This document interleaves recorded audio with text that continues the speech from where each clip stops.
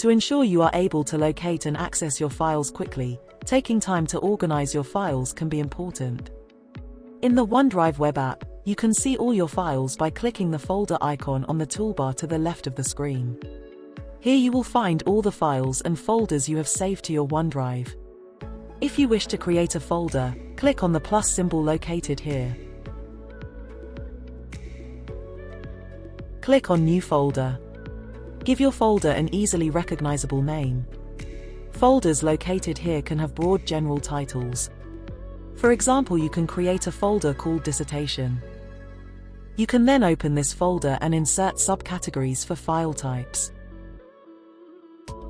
You can now drag your files into your newly created folders. Take time to organize your files, so that they never become lost or difficult to find.